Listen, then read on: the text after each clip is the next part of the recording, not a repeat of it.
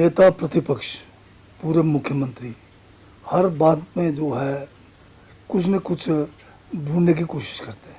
आज जो है प्रश्न यह है कि क्या बीजेपी हिमाचल के साथ खड़े हैं कि नहीं है। अगर ये हिमाचल के साथ खड़े नहीं हैं तो स्पष्ट शब्दों में कि इधर उधर की बातें क्यों करते हैं। जो इन्होंने जो किश्ती डुबाई है वो जो है पूर्व मुख्यमंत्री और जो नेता विपक्ष हैं आज उन्होंने डुबाई है। ये डबल इंजन की सरकार थी और जो है इन्होंने कर्ज लेकर घी पीते रहे।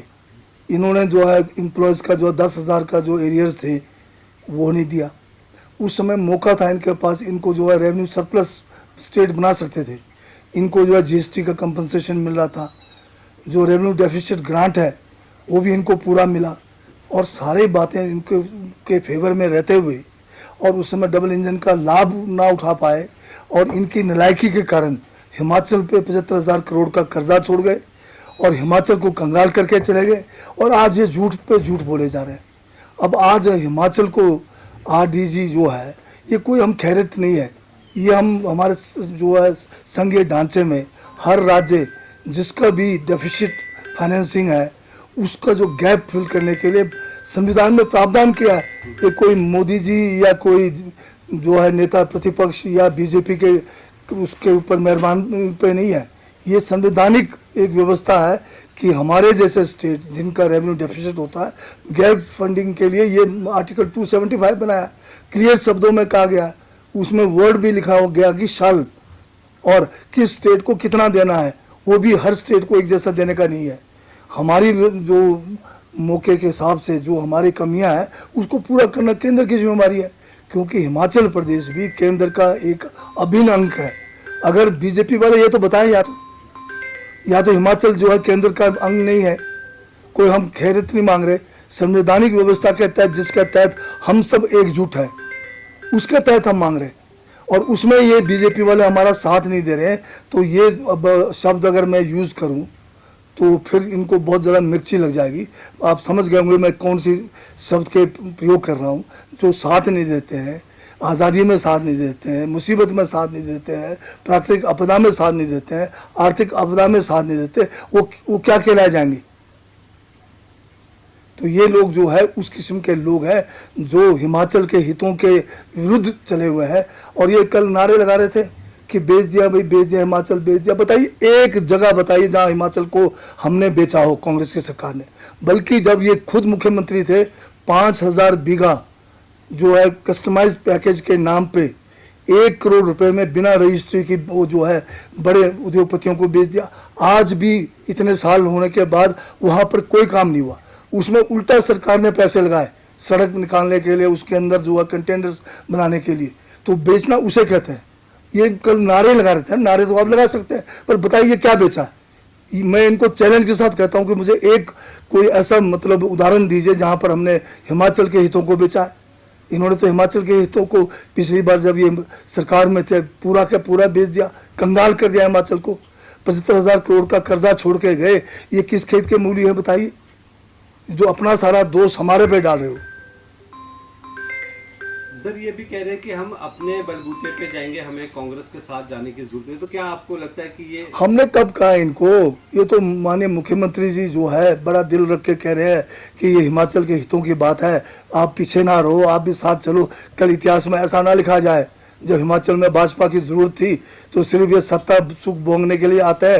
जब हिमाचल मुसीबत में है, हिमाचल आर्थिक संकट में, तब ये जो है पीठ दिखा के भागते हैं। कहीं आपके ऊपर ये बदनामी ना लगे, इसलिए आपको साथ की बात कर रहे हैं। अगर आप जो है वहाँ पर जाके कुछ बात करते हैं, यहाँ पर आके कुछ बात करते हैं। और इसमें सबसे बड़ी बात यह है कि ये जो एक हमारा फेडरल सिस्टम है, जो हमारा जो एक संघीय ढांचा है, इसके ऊपर बहुत बड़ा खतरा मंडरा रहा है। इस किस्म की नीतियाँ अगर आएगी तो ये देश एक नहीं रह पाएगा। सबसे बड़ी चिंता उसकी हमें करने की ज़रूरत है। ये जो छोटे मोटे एलिगेशन बीजेपी वाले लगाते हैं ये तो वैसे ही मतलब इनकी आदत बन चुकी है। पर देश के बारे में, संघ के बारे में, हिंदुस्तान की एकता और अखंडता के बारे में बात करें। ये कोई हमारे लिए कोई अलग से हिमाचल के लिए नहीं है।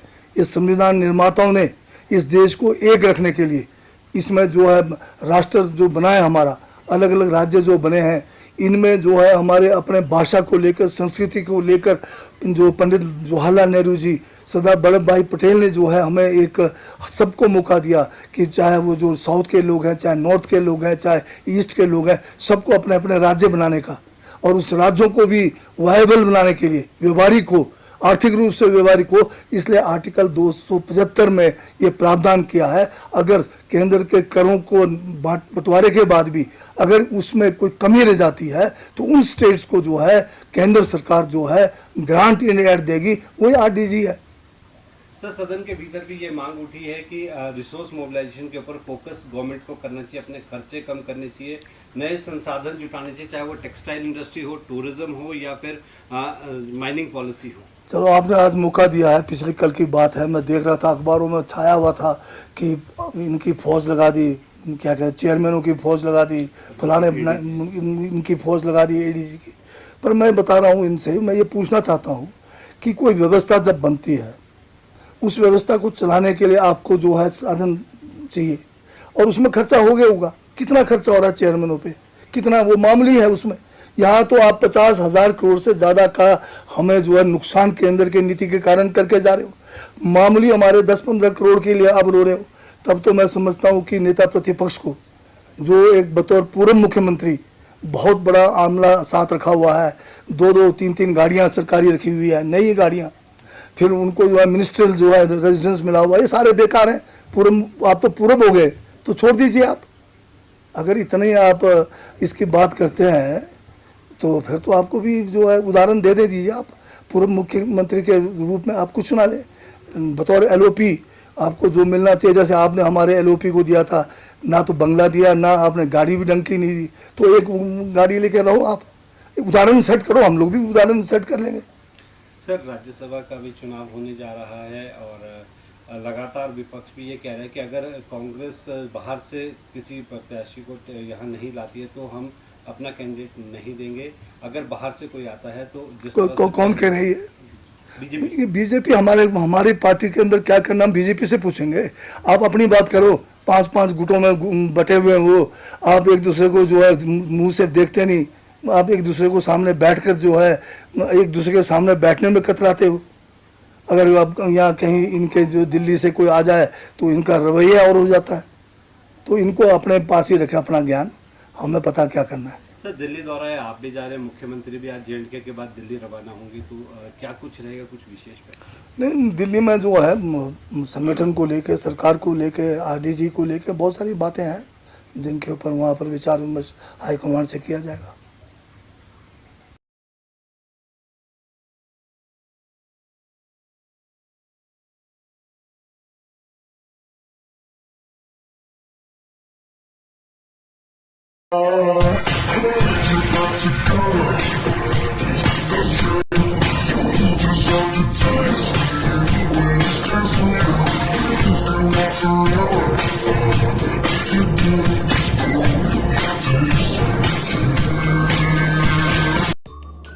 Namaskar, I'm Alka Bharadwaj, Principal Gurukul International School, Kunihar.